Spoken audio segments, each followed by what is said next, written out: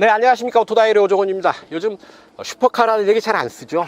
워낙 고성능인 차들이 많기 때문에 어떤 그 고성능에 대한 사람들의 감각이 좀 무뎌지는 경향이 있습니다. 심지어 2초대에 시속 100km를 끊는 차들까지 나오고 있는 세상이니 뭐 슈퍼카라고 따로 구분할 필요가 없지 않나 하는 생각인 거죠.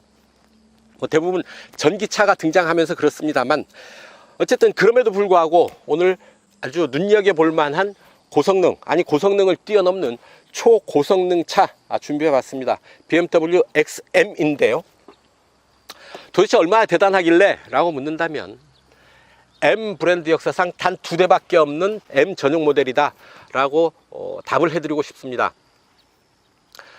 1978년에 등장했던 M1이 첫 번째 모델이고요. 두 번째가 오늘 제가 여러분들께 소개해드리는 XM이 되는 거죠. 디자인 생김새부터 벌써 예사스럽지 않죠. 아주 위풍당당한 크기, 길이가 5.1m를 넘고요. 너비도 2m를 넘습니다. 근육질에 파워돔 2개 보닛에 올라가고 있고요. 라디에이터 그리는 조명을 넣은 아이코닉 글로 디자인 사용하고 있습니다. 그리고 헤드램프와 주간주행 등이 분리되어 있는 분리형 헤드램프 사용하고 있죠. 파워트레인 잠깐 보시면 V8 4.4 가솔린 트윈파워 터보 엔진 적용하고 있죠. 엔진 출력만 489마력입니다. 여기에 모터 출력 197마력이 더해지고요. 그래서 총 시스템 출력은 653마력이 되죠. 플러그인 하이브리드 시스템이죠.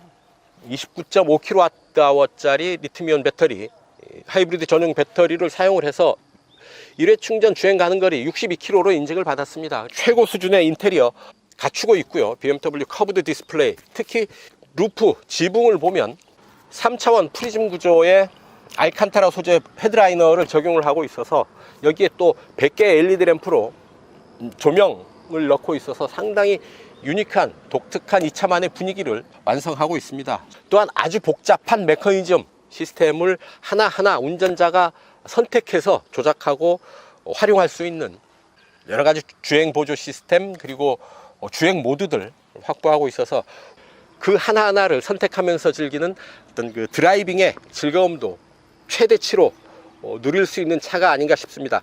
판매 가격 2억 2,330만 원. 뭐 쉽게 범접할 수 있는 가격은 아닙니다만 그래도 경제적으로 여유가 있는 아빠들이라고 한다면 눈여겨볼 만한, 욕심내볼 만한 그런 차가 아닌가 싶은데요. 과연 어떤지 실제로 타보면서 그 느낌 여러분들과 공유해 볼까 합니다. 좋아요, 구독하기 부탁드리고요. 오늘도 저와 함께 하시죠. 출발합니다. 시동을 켜면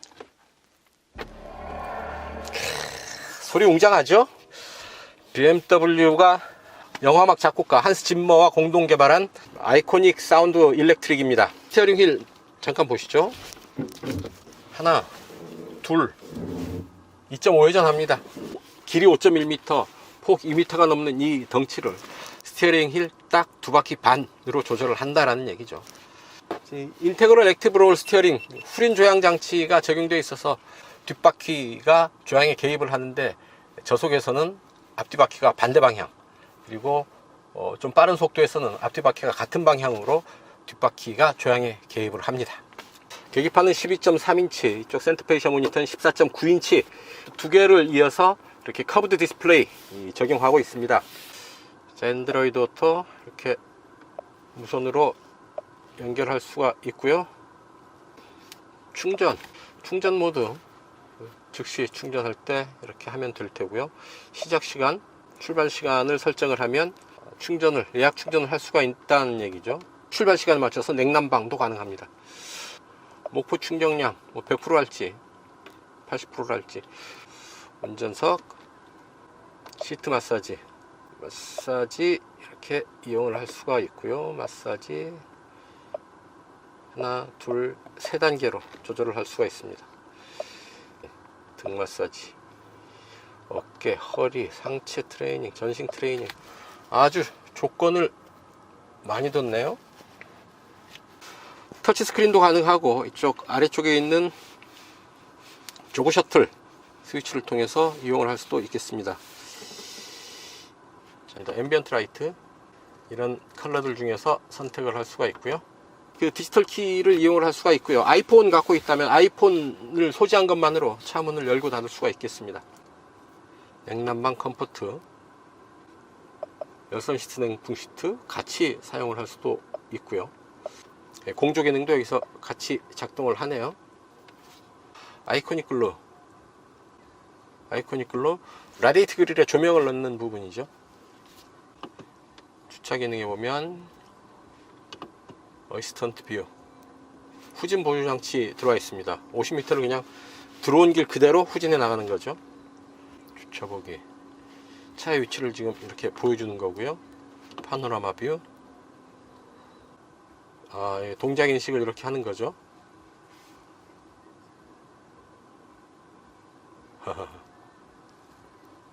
좌우로 이렇게 돌아가면서 차의 위치를 확인할 수가 있고요.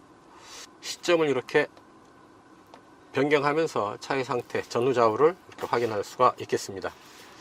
안전 및 경고, 정면 충돌 경고, 차선 이탈 경고, 측면 충돌 경고, 이런 부분들 다 활성화 시키는 게 낫겠죠. 안전장치인 만큼 먼저 무슨 일이 생길지 모릅니다. 이런 주행보조장치들 안전장치로 생각을 해서 가능하다면 다 활성화 시키는 게 낫겠습니다. 주행 안정성이 제한될 경우 자동 비상정지가 작동합니다. 이런 기능도 있네요.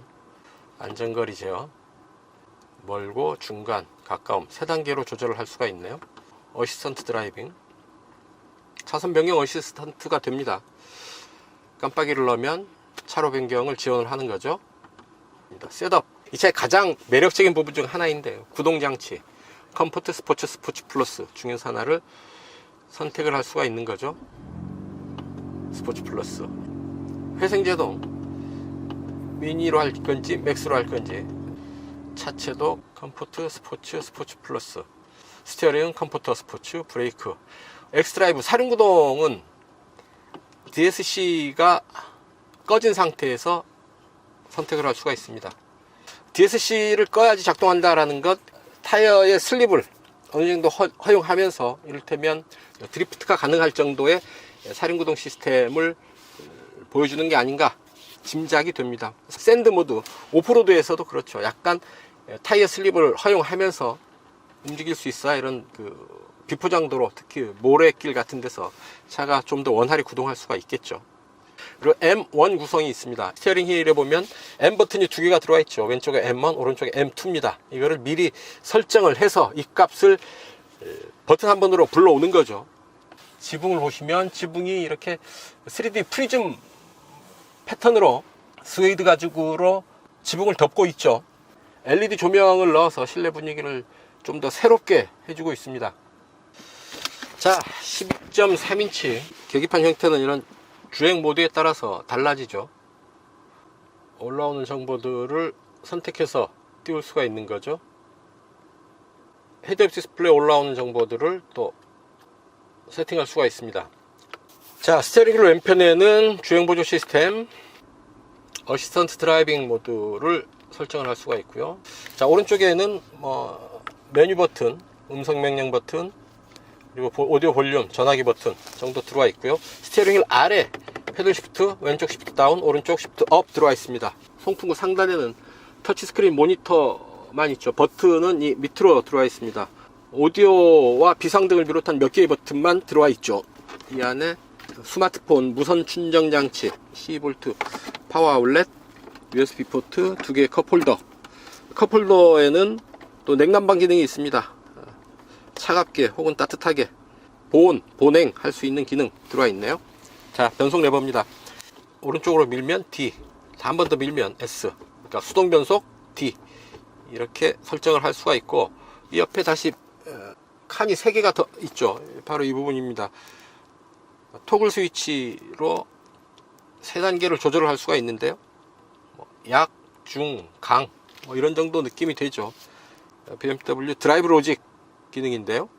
어떤 그 변속의 느낌을 좀 더 세밀하게 디테일하게 조절할 수 있게 해주는 거죠. 그래서 운전자가 이 부분을 컨트롤 패널을 통해서 선택할 수 있는 부분이 아주 많습니다. DSC를 작동을 시킬 건지 말 건지, 주행 모드는 또 어떻게 할지, 로드로 할지 스포츠로 할지, 하이브리드 시스템은 어떻게 선택할지, 그리고 스포츠 사운드 시스템도 할지 말지 아주 많은 부분들은 운전자가 직접 능동적으로 직접적으로 다루는 차다라고 봐야 되겠습니다. 네, 뒷좌석입니다.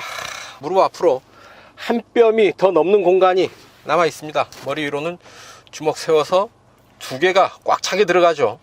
이 정도 공간이면 태평양 같은 공간 확보하고 있다라고 좀 뻥을 쳐도 괜찮겠죠.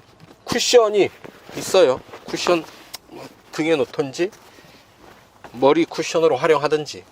차창은 버튼 한 번으로 열리고요. 완전히 열리죠. 앞좌석 센터 콘솔 뒤로 뒷좌석을 위한 송풍구, 좌우 온도를 달리할 수가 있죠. 그리고 풍량, 풍향 조절할 수가 있고, 뒷좌석에도 3단계로 열선 시트 적용하고 있습니다. 수납 공간, 그리고 C타입 USB 포트 2개, 12V 파워 아울렛 챙겨 놓고 있고요. 제 손가락 길이 높이로 센터 터널 솟아 있어서 뒷좌석 좌우를 구분하고 있는데, 워낙 공간이 넓어서 센터 터널이 공간 효율성을 저해하는 것 같지는 않습니다. 암레스트 내리면 2개 컵홀더 만나볼 수가 있겠습니다. 끈이 있는데 당기면 뒷좌석 가운데 좌석만 이렇게 접을 수가 있죠. 뒷좌석을 접으면 트렁크는 좀 더 넓게 활용을 할 수가 있겠죠. 자, 뒷좌석 코멘트 이 정도 하시고요. 여러분들 좋아요 구독하기 눌러주시면 저는 자유로로 갑니다. 함께 하시죠. 자, 오늘도 평화로운 자유로. 날씨는 살짝 흐려 있고요. XM 웅장합니다. 도로가 꽉 차는 느낌이죠. 한 개 차선을 꽉 채우면서 가는 그런 느낌이고요. 덩치가 크면 좀 강한 맛은 있지만 또 섬세한 맛은 아쉽죠. 좁은 골목에서, 좁은 도로에서, 좁은 주차장에서 움직이기에는 좀 부담스러운 면이 없지 않아 있겠죠. 하지만 일단 도로 위에 올라서면 왕이 된 듯한 그런 느낌 받게 됩니다. 스티어링 휠은 좀 큰 듯 하고요. 스티어링 휠 아래 왼쪽은 마이너스, 오른쪽은 플러스, 패들 시프트 들어와 있습니다. 8단 스텝트로닉 자동 변속기 들어와 있는데요. 뒤 하나 둘 셋 눈금이 올라오죠. BMW 드라이브 로직이 적용이 돼서 편안하게 활기차게 좀 더 스포티하게 3단계로 조율을 할 수 있도록 이쪽에 토글 스위치가 추가로 되어 있습니다. 주행의 질감을 세분화해서 즐길 수 있도록 해놨다라는 얘기죠. 운전자가 선택해야 될 게 아주 많습니다. 그래서 좀 복잡하다라는 느낌을 받을 수가 있고요. 그러고 보면 이 차 아마 지구상에서 가장 복잡한 자동차가 아닐까 하는 생각이 드는데요. 먼저 파워트레인이 엔진과 모터, 변속기, 그리고 배터리까지 다 갖춘 플러그인 하이브리드 자동차입니다. 엔진 기술, 배터리 기술, 전기 기술, 모터 기술, 이런 것들이 모두 다 필요한 차인 거죠. 거기에 대해서 이런 그 변속 메커니즘까지 운전자에게 아주 많은 선택의 폭을 제공하는 그만큼 복잡한 자동차다 라고 보시면 어떨까 싶습니다. 자, 여기 보면 M 하이브리드 모드에서 모두 3가지 주행 모드를 선택을 할 수가 있고요. 그리고 M 모드에서도 로드와 스포츠 모드를 선택을 할 수가 있겠습니다. 뭔 차이가 있냐 하면, 로드 모드에서는 주행 보조 시스템들이 100% 정확하게 작동을 하고요. 스포츠 모드에서는 일부 기능이 제한됩니다. 차선 이탈 경고 기능 등 운전자 지원 시스템이 일부 비활성화되는 거죠. 그래서 운전자가 선택할 수 있는 폭을 좀 더 넓혀주는 게 이 스포츠 모드가 될 테고요. 일반 도로에서는 그냥 로드 모드를 택하는 게 낫겠죠. 안전을 위해서도 바람직하고요. M 하이브리드 모드는 엔진과 모터를 적절히 섞어가면서 최적화된 배터리 충전 상태에 초점이 맞춰진 하이브리드 모드고요. 일렉트릭은 전기 모드죠. 그리고 이 컨트롤 모드는 배터리 충전 모드라고 생각하시면 됩니다. 일단 하이브리드에 놓고요. 주행 보조 시스템 활성화 시킵니다. 어시스턴트 드라이빙 모드가 3개가 있죠. 주행 속도 제한 기능이 있고요. 안전거리 제어 기능이 있고, 어시스턴트 드라이빙 모드가 있습니다. 어시스턴트 드라이빙 모드에 놓고 제한 속도 90에 맞춰 봅니다. 스티어링 휠에서 잠깐 손을 떼봅니다. 왼쪽 오른쪽으로 돌아 나가는 길인데 차선의 중앙 정확하게 유지하고 있고, 왼쪽 오른쪽에 있는 차들을 인식을 하고 있습니다. 지금 덤프트럭이 가고 있는데요. 덤프트럭은 이제 대형 차로 이렇게 인식을 따로 하죠. 내차선과 좌우차로 모두 3개 차로를 인식을 하고 달리고 있고요. 차의 크기도 같이 구분을 하고 있다라는 얘기입니다. 차선 변경도 지원을 하는데요. 이렇게 뒤에 오는 차가 없으면 깜빡이를 켰을 때 이렇게 차선 변경까지 지원을 해주고 있습니다. 시속 100에서 RPM 한번 볼까요? 시속 100입니다. RPM 약 정확하지는 않습니다만 약 1200, 1300 정도 마크하고 있죠. 상당히 낮은 회전수를 보이고 있다. 8단에서 그렇고요. 그러면 3단, 2단으로는 떨어지지 않고요. 3단에서는 5000, 조금 상회하는 5100 정도의 RPM 보이고 있습니다. 그래서 3단 5200 그리고 8단 1200 수준의 RPM 엔진 회전수를 보이고 있다라는 얘기죠. 이 셋업 버튼을 누르면 구동, 회생, 차체, 스티어링, 브레이크, 엑스드라이브 이 부분을 컴포트로 할 건지 스포츠로 할 건지 스포츠 플러스로 할 건지 선택을 할 수가 있습니다. 에코 모드는 아예 없죠. 컴포트, 제일 약한 모드가 컴포트입니다. 모든 부분 스포츠와 스포츠 플러스로 세팅을 해봅니다. 엑스드라이브는 DSC 오프에서 선택을 할 수가 있고요. 이야, 대단합니다. 속도에 비해서 차체 흔들림이 상당히 안정적입니다. 늘 달릴까 말까 하는 갈등의 연속이 아닐까 싶네요. 최강 성능을 택해서 달린다고 한다면 서킷에서나 이 차의 성능을 제대로 느낄 수 있을까요? 일반 공도에서는 이 차의 성능 20-30% 정도 겨우 느낄 수 있지 않을까 하는 생각 해봅니다. 일반 도로에서 달리기에는 너무 오버스펙이다 라는 얘기죠. 가속 페달을 툭툭 쳐볼 때마다 시트가 몸을 툭툭툭툭 밀죠. 가장 놀라운 것은 안정감입니다. 차체의 흔들림이 그렇게 거칠지 않은데요. 딱 노면에 달라붙어서 달리는 그런 느낌입니다. SUV여서 무게중심도 높고 시트 포지션도 높죠. 그래서 약간 높게 도로를 내려다보는 그런 느낌입니다만 그 상태에서 상당히 높은 안정감을 확보하고 있다, 그런 느낌이 드는 거죠. 엔진 489마력, 모터 197마력, 합산 출력 653마력의 힘을 낸다고 하니까요, 호랑이 등에 올라탄 그런 느낌인 거죠. 스트로크가 조금 더 짧습니다. 그래서 숏스트로크 엔진인데 거의 스퀘어 엔진이라고 보시면 될 테고요. 하이브리드 전용 배터리는 29.5kWh 배터리를, 리튬이온 배터리를 사용을 해서 유례 충전 주행 가는 거리 62km입니다. 이렇게 62km까지는 전기 모드로 움직일 수 있겠다라는 얘기고요. 내연기관을 달고 있지만 전기차로만 이 차를 사용할 수도 있겠고요. 다만 함정이 있습니다.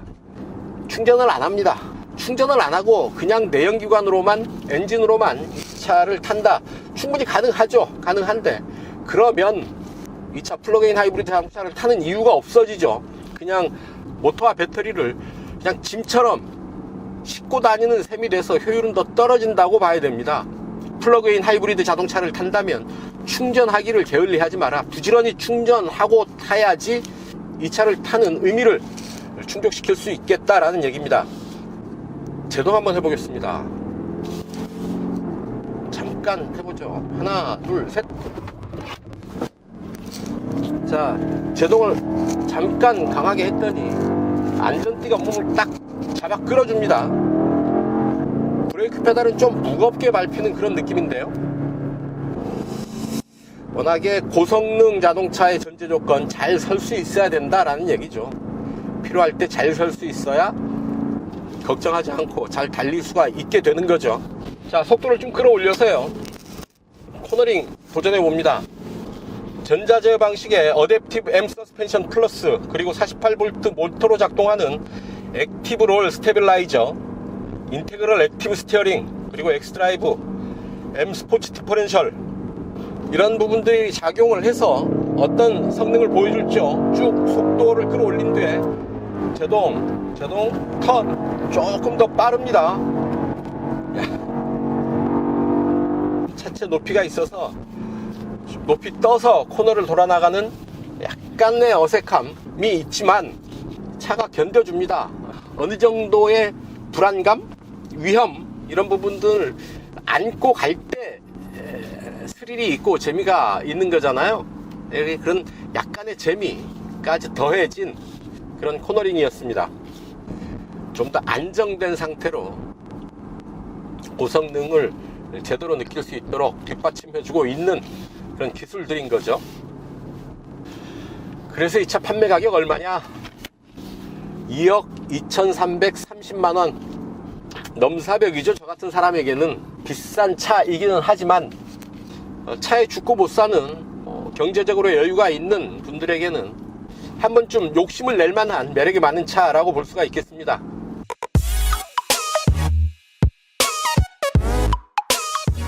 네, 시속 100km 가속 시간과 거리 측정해 보도록 하겠습니다. GPS 계측기 물렸고요. 최고 출력이 653마력이죠. 몸무게도 만만치 않습니다. 공차 중량 2750kg. 마력당 무게비 계산해 보면 약 4.2kg 정도 나오는데요. 메이커가 밝히는 이 차의 시속 100km 가속 시간 4.3초로 표시되어 있습니다. 냉난방 다 끄고요. 4WD 스포츠로 놓고 스포츠 모드로 갑니다. 하이브리드 모드로 놓으면 되겠죠.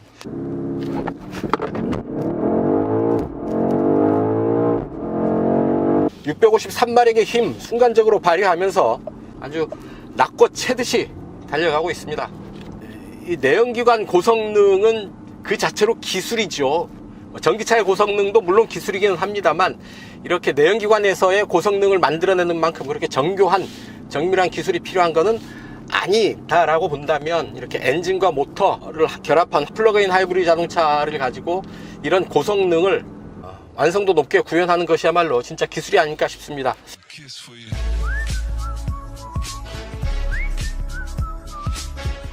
네, 연비 테스트 하겠습니다. 공인복합 연비 리터당 10km로 표시가 되어 있는데 엔진 연비, 모터 연비 따로 지금 연비 스티커에 나와 있습니다. 엔진 연비는 리터당 7.1km고요.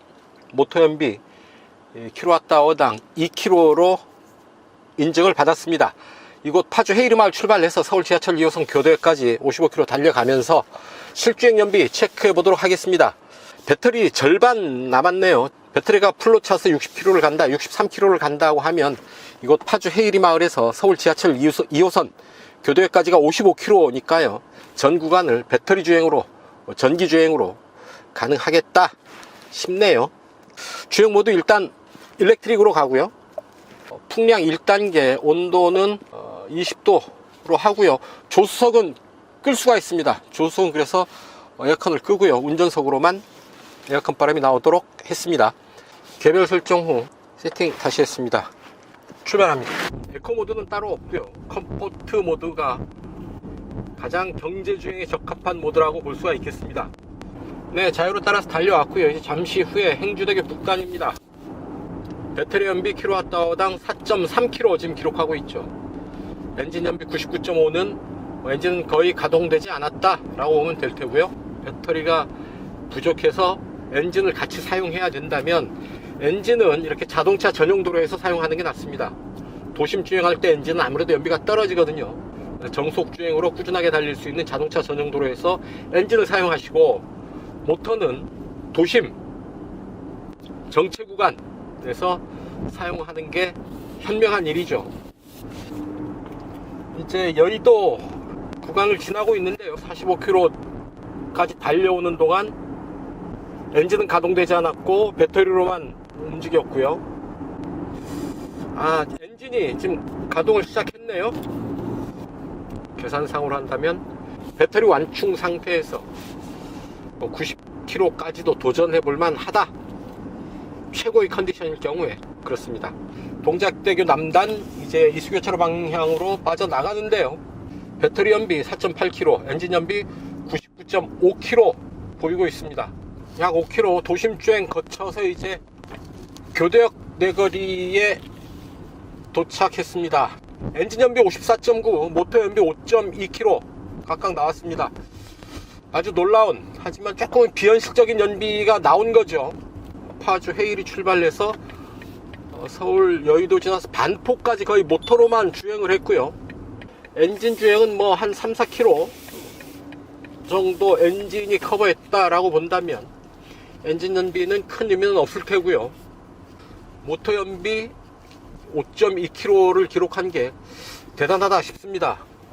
공인 복합 전비죠. 모터 전비가 2km인데 5.2km를 기록하고 있는 겁니다. 이런 초고성능 차에서 만나게 되는 기대 이상의 상당히 놀라운 연비 확인을 했습니다.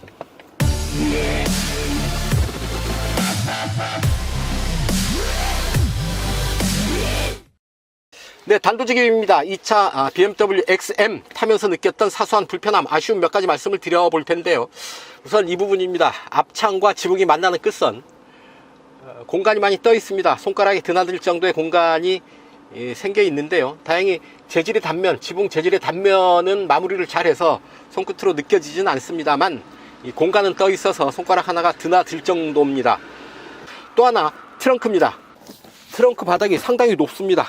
이런 물건을 바닥에서 들어서 올려놓기에는 좀 많이 들어 올려야 됩니다. 그래서 노약자들 또 여성분들은 이 뒷 트렁크에 짐을 넣을 때 좀 힘들지 않겠나 하는 생각 드는데, 물론 구조적으로 어쩔 수 없죠. 이 밑으로 플러그인 하이브리드용 배터리가 들어가기 때문에 트렁크 바닥이 높아지는 것 어쩔 수 없는 부분이기는 합니다만, 불편한 것 또한 사실이죠. 트렁크 바닥을 낮춰서 트렁크 공간을 좀 더 넓힐 수 있다면 이 또한 좋은 일이 아닌가 하는 생각 해봅니다. 어쩔 수 없지만 불편하다라는 얘기죠.